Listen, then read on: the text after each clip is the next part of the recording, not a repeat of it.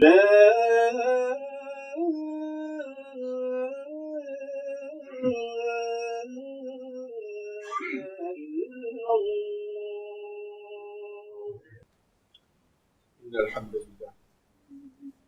الحمد لله نحمده تعالى ونستعينه ونستغفره ونستهديه ونعوذ بالله من شرور أنفسنا وسيئات أعمالنا من يهده الله فلا مضل له ومن يضلل فلا هادي له وأشهد أن لا إله إلا الله وحده لا شريك له الفرد الصمد لم يلد ولم يولد ولم يكن له كفوا أحد وأشهد أن سيدنا ونبينا وحبيبنا وقدوتنا ومولانا محمدا صلى الله عليه وسلم عبده ورسوله وصفيه من خلقه وحبيبه أدى الأمانة وكشف الله بالغمة ونصح الأمة وجاهد في الله حق جهاده حتى أتاه اليقين ونحن على ذلك من الشاهدين. اللهم صل وسلم وبارك على سيدنا محمد وعلى آله وأصحابه أجمعين عدد ما حاط به علمك وحط به قلمك وأحصاه كتابك. وارض اللهم عن ساداتنا أبي بكر وعمر وعثمان وعلي وعن الصحابة أجمعين وعن التابعين والتابعين بإحسان إلى يوم الدين. أما بعد فإن أصدق الحديث كتاب الله وخير الهدي هدي سيدنا محمد صلى الله عليه وسلم وشر الأمور محدثاتها وكل محدثة بدعة وكل بدعة ضلالة وكل ضلالة في النار أجر الله إياكم من عذابنا اللهم آمين. Mes frères et mes sœurs, nous sommes aujourd'hui avec un passage de l'histoire du prophète Joseph, Youssouf, alayhi salam, que la paix soit sur lui. Je vais vous expliquer dans le second crèche les raisons pour lesquelles je veux parler de ce sujet-là et vous raconter ce passage de son histoire. Youssouf alayhi salam, le prophète Joseph, a été emprisonné d'une façon injuste. Il a été accusé de vouloir abuser de la femme de l'intendant d'Égypte. Celle-ci le désirait. Mais lui, étant un prophète de Dieu, ne pouvait aucunement tomber dans ce genre de choses. Elle l'a coincé et tendu un pied dans ses appartements. Il se sauva et sortit. Et elle lui déchira son camis ou son habit dans le dos. Et au moment de sortir, elles rencontrèrent le mari de la femme. À ce moment-là, elle accusa Joseph de vouloir atteindre sa pudeur. Et a demandé à son mari ou bien de lui vouer un châtiment odieux, ou alors de l'enfermer en prison. Après la discussion, il est apparu clairement que le prophète Joseph était innocent de ce qu'il fut accusé par cette dame-là. Et l'intendant d'Égypte savait pertinemment qu'il était innocent. Et certaines personnes de la vie savaient pertinemment qu'il était innocent. Son innocence était connue par pas mal de monde à cette époque-là. Mais, malgré cela, il fut mis en prison. Accusé d'avoir voulu abuser de la femme du grand intendant d'Égypte à l'époque. Et pour ceci, il accomplit environ entre 5 et 10 années de prison. Une fois en prison, rentrant avec lui 2 personnes. L'un d'eux avait vu qu'il allait servir du vin. Et l'autre avait vu qu'il y avait du pain sur sa tête et des oiseaux venaient en manger. Ils lui demandèrent, explique-nous, donne-nous la définition de ce rêve-là. Nous nous comptons parmi les vertueux. Et il expliqua ce rêve-là à ces gens-là, leur donnant une explication certaine et véridique. L'un d'eux allait servir son roi et l'autre allait être crucifié. Et c'est ce que se passa réellement. Puis après cela, le roi d'Égypte vit un rêve. Il vit un rêve et demanda à ces gens autour de lui, demanda aux dignitaires religieux autour de lui de donner une explication à son rêve. Il n'y arrivait à faire part et on proclamait qu'il ne pouvait pas interpréter ce rêve. Celui qui a été sauvé, celui qui servait le vin au roi d'Égypte, a dit, moi je vais vous expliquer ce rêve-là. Laissez-moi aller voir le prophète Youssouf, laissez-moi aller voir Joseph. Il partit le voir et il lui raconta le rêve du roi. Et Joseph, alayhi salam, à ce moment-là, donna l'explication de ce rêve-là, d'une façon exacte. Puis le roi, ayant entendu ce message-là, dit, amenez-les à moi. amenez-le à moi. Lorsque vint le messager auprès du prophète Joseph, lui dit, le roi te désire. Que répondit-il? Je vous laisse imaginer, mes frères et mes sœurs, si un d'entre vous, ou un d'entre nous, se trouve prisonnier d'une façon injuste, emprisonné, accusé d'une façon injuste, et que la plus grande autorité de l'État demande à le voir, pour le gracier, pour le libérer, il lui donnait une place auprès de lui. Je vous laisse imaginer, mes frères et mes sœurs, aucun de nous n'hésiterait à sortir sans aucune hésitation. Nous allons répondre à l'invitation. Youssef Ali Sadour Fajos, qu'est-ce qu'il a-t-il dit? Il a dit, retourne auprès de ton roi. Il l'a renvoyé et est resté en prison. Retourne auprès de ton roi et questionne-le au sujet de ces femmes qui ont coupé leurs mains. Mon Seigneur est plus connaisseur que quiconque de leur ruse. Il refusa de sortir de prison pour la simple raison qu'il demandait avant toute chose d'être innocenté pour ce quoi il est rentré en prison. La raison pour laquelle il fut emprisonné, il voulait avant toute chose que cette accusation soit réduite à néant, qu'il soit innocenté, relaxé de ces accusations-là. Le roi d'Égypte appela ces femmes-là et leur demandait, mais qu'avez-vous donc fait avec Sina Youssef? Qu'avez-vous donc fait avec Joseph? De quoi l'avez-vous donc accusé? Elles dirent, nous nous concernons, par Allah, nous ne connaissons rien de mal de lui.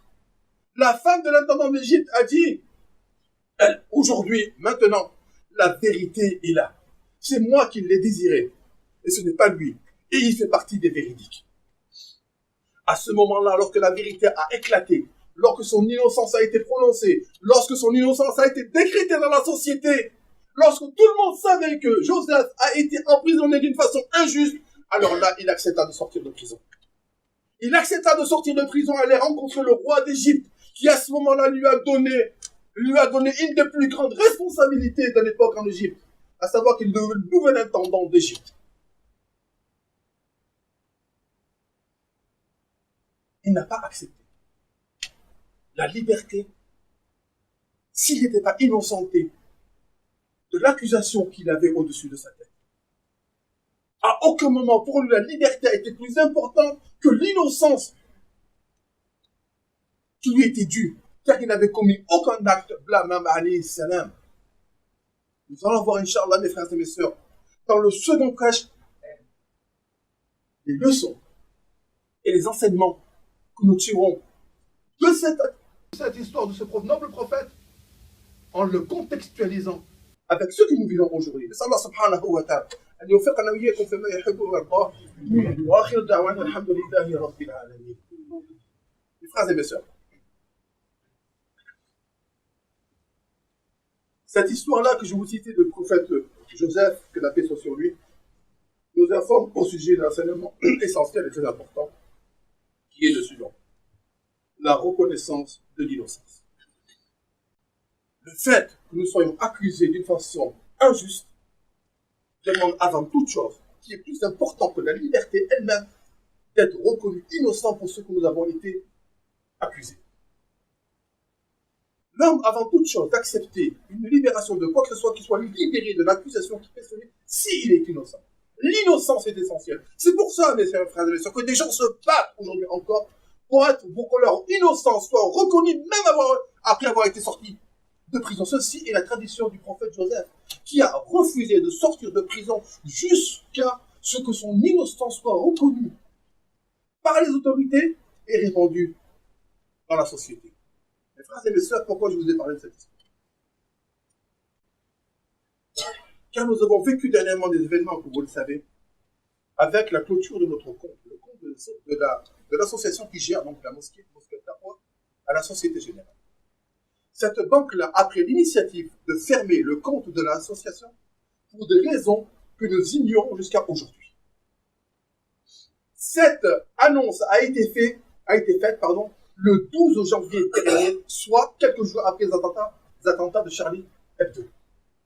Donc là, immédiatement à notre esprit vient l'amalgame des attentats, associations musulmanes, on ferme leur compte. C'est ce que nous avons écrit et expliqué à la Société Générale, de ne pas faire d'amalgame. Nous voulons comprendre les raisons qui vous ont motivé à fermer ce compte. Pour quelles raisons? Nous voulons comprendre. Nous n'avons eu aucune réponse. Écrit. Rien. Silence total. Le président de l'association s'est rendu au siège de la Société Générale afin d'avoir des explications de vive voix après avoir pris un rendez-vous. Aucune explication n'a été avancée. Jusqu'à aujourd'hui, mes frères et mes sœurs, jusqu'à l'heure dont je vous parle aujourd'hui, nous ne savons pas pourquoi le compte de l'association a été fermé. Nous ignorons totalement les raisons qui ont motivé la direction de la Société Générale à fermer notre compte bancaire. Et nous, aujourd'hui, nous demandons avec beaucoup de vigueur que les raisons qui ont poussé la Société Générale à fermer notre compte nous soient présentées. Et en ces circonstances, nous marchons dans les pas de notre maître Joseph, que la paix soit sur lui. Nous marchons sur les pas de notre maître Joseph qui, lui, a refusé de sortir de prison jusqu'à ce que son innocence soit reconnue. Nous demandons donc, mes frères et mes sœurs, en ces circonstances, parce qu'aujourd'hui, la suspicion a été jetée sur nous. Aujourd'hui, on est en train de parler beaucoup de nous en disant peut-être que finalement, ces gens-là, ce sont des gens qui sont extrémistes, mais peut-être que ce sont des gens qui reçoivent de l'argent de l'étranger, mais peut-être sont-ils des gens qui soutiennent le terrorisme, qui le financent peut-être. On ne sait-on jamais, ce sont des musulmans, c'est une attention. Charlie Hebdo, ce n'est pas très loin. Le 11 septembre, etc. Et les amalgames commencent. Aujourd'hui, mes frères et mes sœurs, à l'heure où je vous parle, nous n'avons plus de compte bancaire. Parce que chaque banque que nous approchons fait une enquête avant de nous donner son accord. Et aujourd'hui, mes frères et mes sœurs, à l'heure où je vous parle, toutes les banques que nous avons approchées ne nous ont donné aucune réponse. Ça signifie quoi? Que l'argent qui est dans la banque aujourd'hui, nous allons le récupérer peut-être en espèces. Sortir avec nos valises d'argent pour aller les cacher quelque part, pour éviter qu'on se fasse voler notre argent. Ou votre argent, plus précisément. Cet argent, mes frères et mes sœurs, qu'il y a dans ce compte bancaire, c'est votre argent. Ce sont vos dons. C'est vous qui faites vivre cette mosquée. C'est par votre argent, et uniquement par votre argent, que nous faisons tourner cette mosquée. Et aujourd'hui, par cette décision-là, la Société Générale a jeté la suspicion sur vous et nous. D'où vient cet argent? Certains pensent peut-être que nous avons des financements de l'étranger. Nous n'avons aucun financement de l'étranger. Pas un euro par Allah. Pas un euro nous vient de l'étranger. Nous n'avons aucune relation ni avec l'Arabie Saoudite, ni avec le Qatar, ni avec les Émirats, ni avec personne d'autre. Rien. Le seul argent, le seul moyen que nous avons pour faire vivre cette mosquée, c'est vous. Vous êtes les seuls qui font vivre cette mosquée. Et aujourd'hui, on jette la suspicion sur tous ces musulmans-là par la fermeture de ce compte, mes frères et mes sœurs. Et nous, aujourd'hui, nous demandons en votre nom, nous demandons au nom de tous les musulmans à travers le monde, quelle est la raison qui vous a motivé à fermer ce compte bancaire? Pourquoi l'avez-vous fermé? Nous voulons savoir. Nous voulons que la Société Générale assume ses responsabilités et assume ses décisions et qu'il communique avec nous. Il est intolérable qu'on ferme le compte d'une association qui fonctionne très bien depuis plus de 15 ans, qui n'a jamais été démissionnaire. Aucun chèque n'a été rejeté. Aucun prélèvement n'a été rejeté. Une gestion exemplaire de votre argent. Aujourd'hui, on veut savoir pourquoi. Parce qu'il n'y a aucune raison. Les raisons, mes frères et mes sœurs, sont inavouables. Des raisons inavouables par la Société Générale. C'est pour ça qu'ils se murent derrière le silence.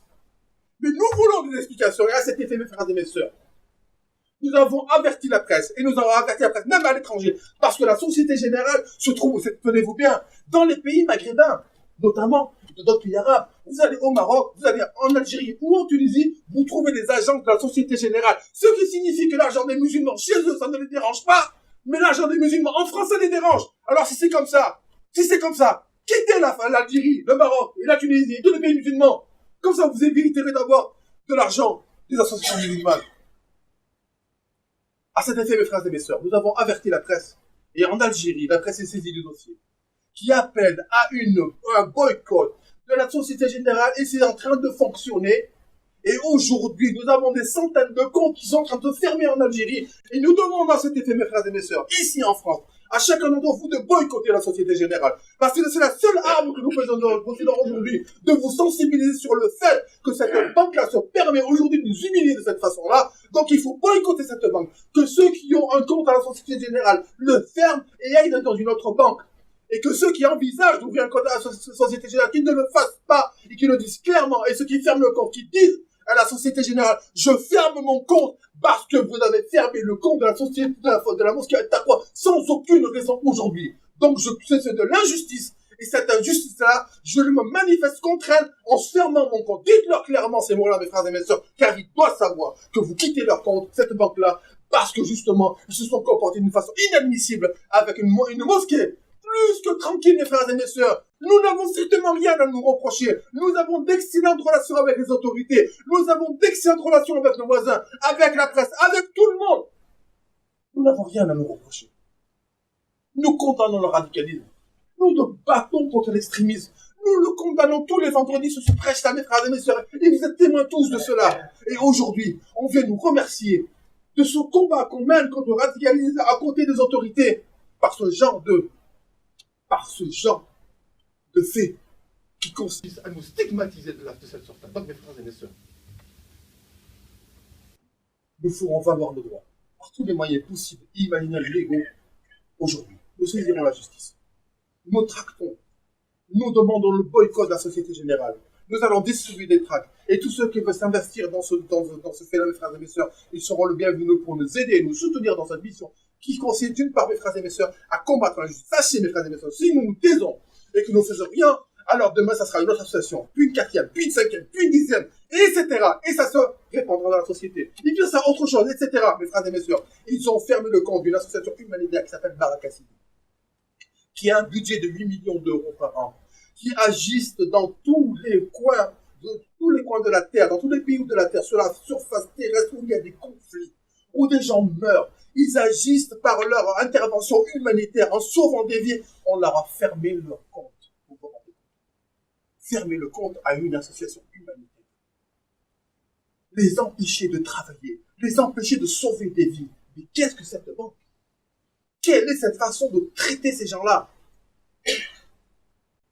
Comment vont ressentir ces victimes en Centrafrique ou à Gaza ou en Syrie ou en Irak ou ailleurs qui subissent, qui sont face à la mort et qui les gens qui viennent de les aider en France, il y a une banque qui leur a fermé leur compte pour les empêcher. Comment travaillent-ils? Pourquoi ils ont des balises d'argent avec eux? Ils travaillent par les flux bancaires normaux, par des virements, etc. On leur ferme leur compte, ça signifie quoi? Qu'ils ne peuvent plus travailler sur le terrain et sauver des vies. Et c'est inhumain. C'est inhumain. C'est inhumain, mes frères et mes sœurs, de se comporter de la sorte. Mes frères et mes sœurs, soyez forts. Soyez forts. Soyez des gens qui défendent la justice et la vérité, comme l'a fait Sidna Youssouf alayhi salam, qui a refusé de sortir de prison. Tant que son innocence n'est pas proclamée, nous voulons que notre innocence soit proclamée. Nous voulons que les banques en France sachent que nous n'avons rien fait et que nous sommes innocents de toute suspicion qui pèse sur nous aujourd'hui. Il convient, mes frères et mes sœurs, de nous aider dans cette mission-là. Il convient de vous alerter là-dessus. Il convient de parler autour de vous. Il convient, si vous avez un compte à la Société Générale, de le fermer, d'expliquer pourquoi vous le fermez, mes frères et mes sœurs. Dites banques, il y en a à gogo, à Nice. Il y en a partout. C'est pas seulement la Société Générale. Il y en a dans tous les comptes de Nice. Donc changez de banque, mes frères et mes sœurs.